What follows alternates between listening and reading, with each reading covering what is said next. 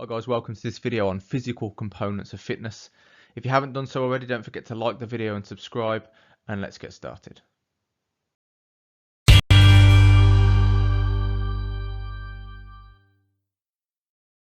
So when we talk about fitness, we need to be clear what we mean by that term. Often the term fitness is used very imprecisely, but we need to be clear that when we talk about fitness, we understand that there are multiple different components that make up fitness. And one person may be fit in one way and another person may be fit in another way. And so there are various different components of fitness that we need to be aware of. And those components are usually classified into two groups. They're usually classified into physical or health components of fitness and skill or motor components of fitness. And depending on who you read or who you watch or which textbook you go to, they may have slightly different classifications or categorizations, but generally speaking, the fitness components are agreed upon. The way that we divide them up is the bit that isn't always the same depending on who you read. But generally speaking, we split our components of fitness into two groups: physical components and skill related components. And then for or under each heading we have the following. So we have, for physical components of fitness, we have speed, strength, muscular endurance, aerobic endurance, flexibility and body composition. And those are all, generally speaking, and the majority of the time, classified as physical or health related components of fitness. Now on the other side of the diagram here, we've got skill related or motor fitness, and those components would be agility, balance, coordination, reaction time and power. Now some authors take power from the skill side and actually say that power should belong in both of those lists, because it's not certain, or they're not certain, that it's definitely a skill. Maybe it's a physical component. Other authors and other writers also include speed as one of those components that could fall into either camps, but we're not going to complicate things. We're going to keep things nice and simple. And in this video, we're going to look at physical components. So we're going to work down the left-hand side of the list. And then in a later video, we'll look at the other 5 components, the skill-related components of fitness. So let's begin with speed. So what is speed? Our definition of speed is quite simple.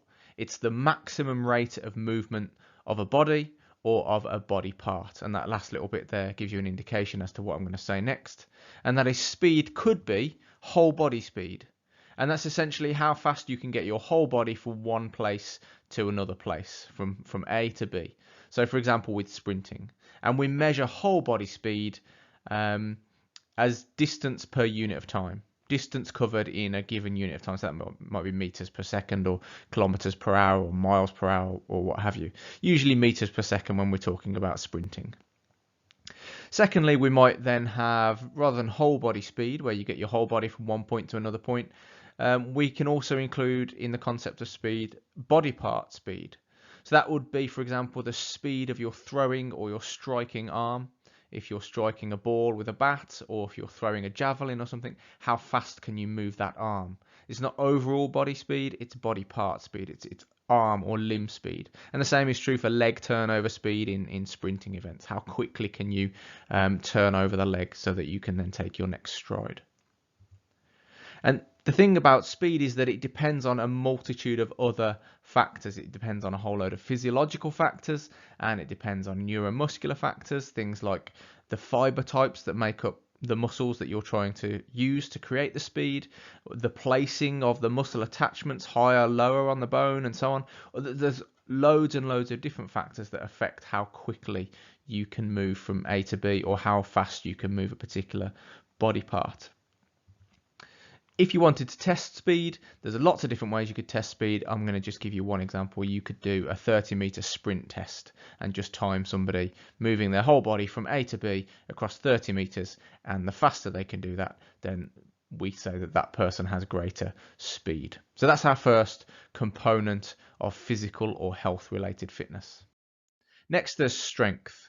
So strength is defined as the force exerted by a muscle or a muscle group during a single maximal contraction, and that last bit is quite important. It's a single maximal contraction, and that's what strength means.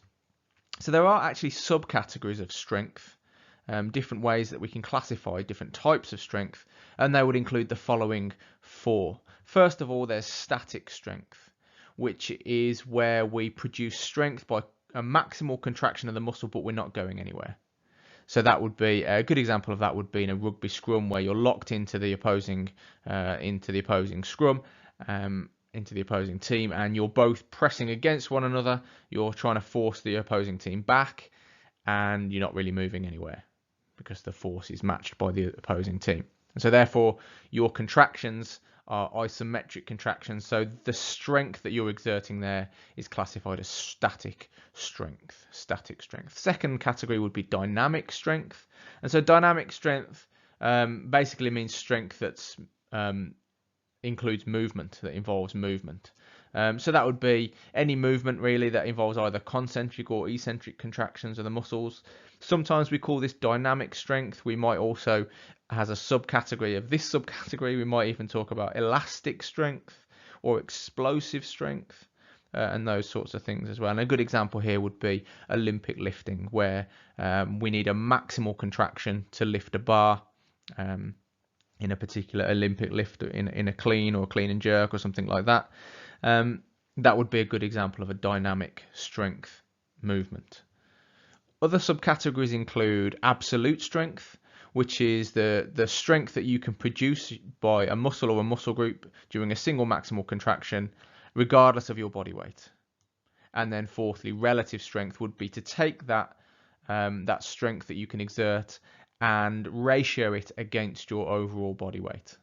So you might have one person who's significantly smaller than another person, but in terms of strength to weight ratio, that smaller person might actually be, relatively speaking, stronger.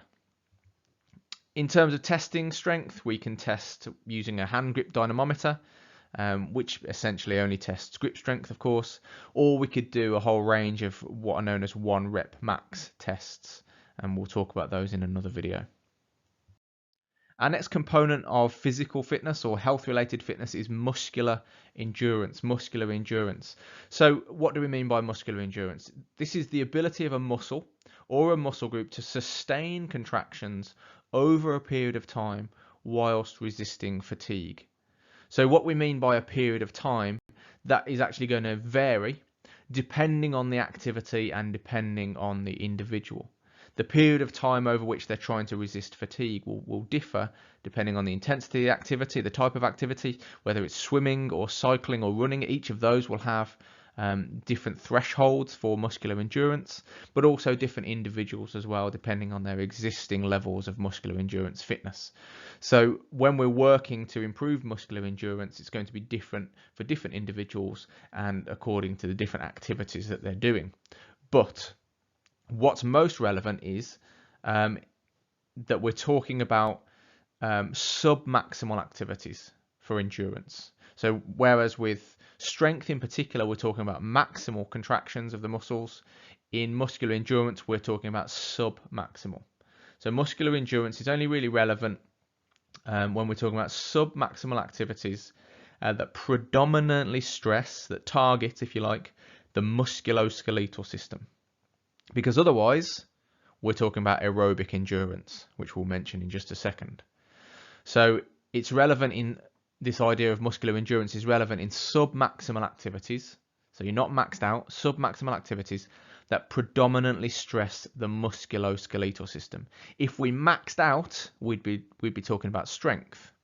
If we're sub-maximal, but we're talking about much lower intensity, then we're talking about aerobic endurance. So this kind of spot in between aerobic endurance and strength would be this idea of muscular endurance, this component of muscular endurance. How do we test for muscular endurance? Well, really, how well our muscles can sustain contractions. There's loads of stuff we could do. A couple of basic, simple examples. We could do a sit-up test. How many sit-ups could be performed with proper form, proper technique within a minute. Same for push-up tests, and actually loads and loads of other different kinds of body weight tests and so on, where we're stressing, predominantly stressing the musculoskeletal system, but sub-maximally. And we'll see how long we can go for over a period of time. The next component then, as I've just mentioned, is aerobic endurance. So there's a similar definition here to muscular endurance, but whereas in muscular endurance we're predominantly stressing the musculoskeletal system, in aerobic endurance we're predominantly stressing the cardiovascular or the aerobic pathway. So we're going to define this as the ability of the aerobic energy pathway to supply energy for exercise whilst resisting fatigue. So the ability of the aerobic energy pathway to supply energy for exercise whilst resisting fatigue. The aerobic endurance is sometimes known as cardiovascular endurance. You might see it known as cardiorespiratory endurance. You might refer to it, certainly in some of the older textbooks, would still refer to it as stamina. These are all the same essential idea. There's some slight differences between them, but not particularly relevant for this video. But you might see these different terms used, but essentially we're talking about the same component of fitness here. So the idea of aerobic endurance is that it's a measure of how able you are to mobilize the cardiovascular system and utilize the oxygen that's being brought in to supply the demand for submaximal aerobic exercise. So we're talking about how efficient is your body at taking oxygen and using it during aerobic exercise that is submaximal. And that's what we call somewhat tautological, really, to say submaximal aerobic. All aerobic exercise is submaximal, but you get the idea. And we measure that using something called the VO2 max. And again, I'm not going to get into what VO2 max is exactly, but essentially it's a measure of your body's ability to take in and utilize oxygen from the atmosphere around you. And there's all sorts of things that will impact and affect and factors that underlie your body's ability or your body's aerobic endurance fitness. Fiber types make up proportions of different fibers in your body. The amount of myoglobin and how efficient that myoglobin stores oxygen within the muscles, the extent of capillarization of the muscles that are being used, the capillarization around the alveoli, all of these different kinds of adaptations and physiological and anatomical features all will have an influence over the extent of your aerobic endurance, this particular component of fitness. In terms of tests, again, there's plenty of different tests you could do. You could do the Cooper 12-minute run. You could do the multi-stage fitness test, which is commonly referred to as either the bleep test, mainly in the UK, or the beep test elsewhere in the world, or the PwC 170 test. There's all sorts of other tests that you could do to ascertain a person's level of aerobic endurance. So flexibility is defined as the ability to move a joint through a range of movement or a range of motion. The ability to move a joint through a range of movement. And this is important because a greater range of movement means a greater efficiency in movement in terms of energy saving and so on, but also it means the ability to produce a greater amount of speed and a greater amount of power output from the muscles that are working around that joint. So we want greater range of movement if we can possibly get it. So flexibility is an important component of physical fitness or health related fitness. There's lots of factors that affect our flexibility. So multiple factors that affect our range of movement. There are intrinsic factors or internal factors and extrinsic or external factors. So intrinsic factors that affect our range of movement would be the joint type we're talking about. Each joint type has its different amount of ROM, and also the structure around the joint. Everybody's joints are ever so slightly different, with different amounts of movement available as from a genetic perspective. Also the elasticity of the tissue, so the muscle tissue, the tendons, the ligaments, to what extent are they stretchy, and that can be trained, and it can also be partly genetic. Also joint warmth, how have you done a warm-up, have you got the joints warm, because joint warmth links with synovial fluid secretion, and synovial fluid secretion links to range of movement. And then also the strength of the antagonist on the opposite side of the joint. If that antagonist is particularly strong, it can inhibit the movement of the joint. If it's much stronger than the agonist itself. So there's a range of intrinsic factors. In terms of extrinsic factors, there's the temperature outside the body. Obviously influences the extent to which your joints can move. And those of you who perhaps up in years or have different issues with arthritis and joint issues will know that the environmental temperature has a big impact on your joint movement.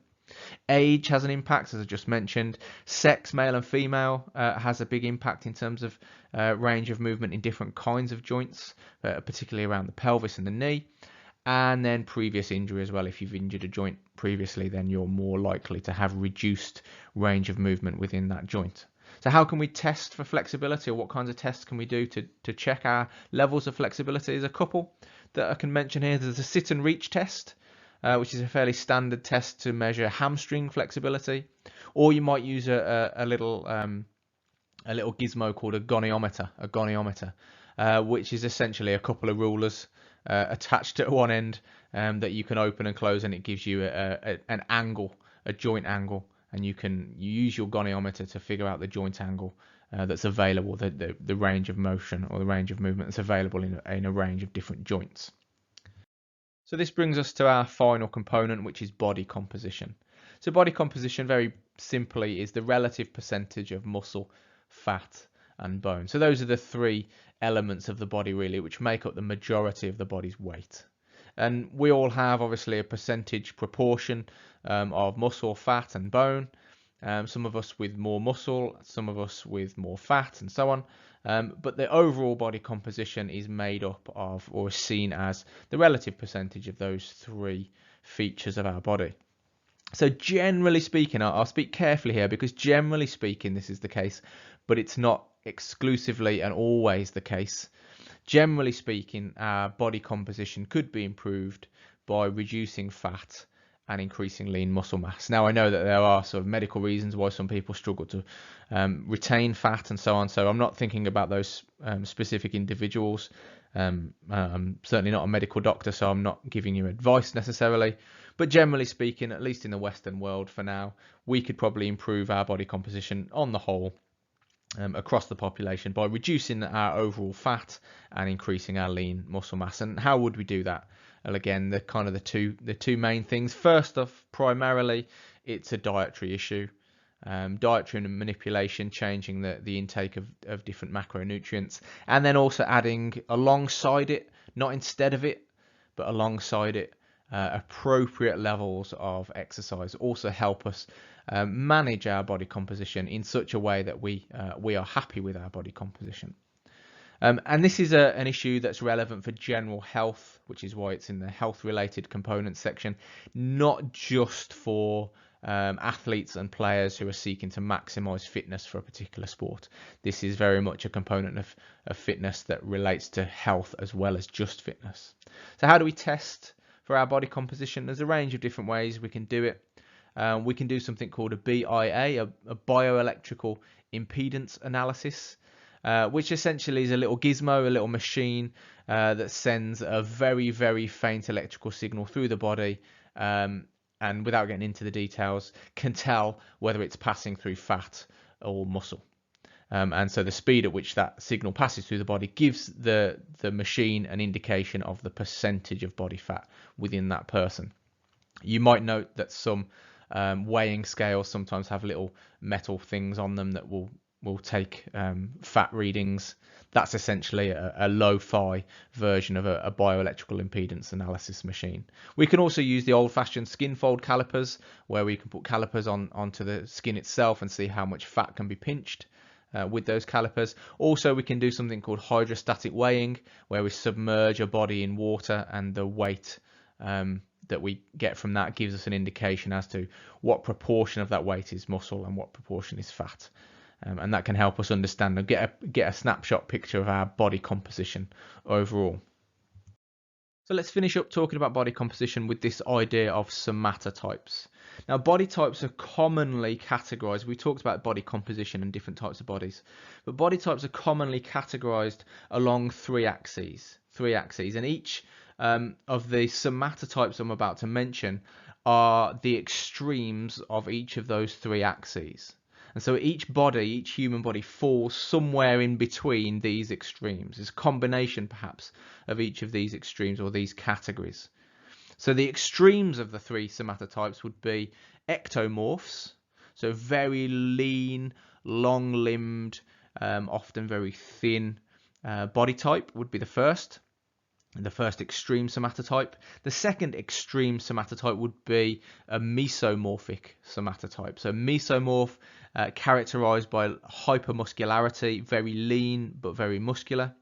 And then the third somatotype, again, remember these are right out at the extremes of human bodies, is known as endomorph or an endomorphic somatotype, where the proportion of muscle to fat is different again, this time more fat and perhaps in comparison at least to the amount of muscle. So we've got these somatotypes that we can kind of use to classify where individual bodies are, and it can help us get a rough understanding of levels of fitness and also to some extent levels of health of a particular body as to where they fit in comparison to these three extreme somatotypes. So in terms of the components of fitness, we've finished looking at the physical or health related components: speed, strength, muscular endurance, aerobic endurance, flexibility, body composition. We've done that. Next video we'll look at skill and motor components of fitness: agility, balance, coordination, reaction time and power. So thanks for watching. If you've got any questions or comments, please leave them in the comments below. Other than that, don't forget to like the video and subscribe, and I'll see you in the next video. Take care for now. See you next time.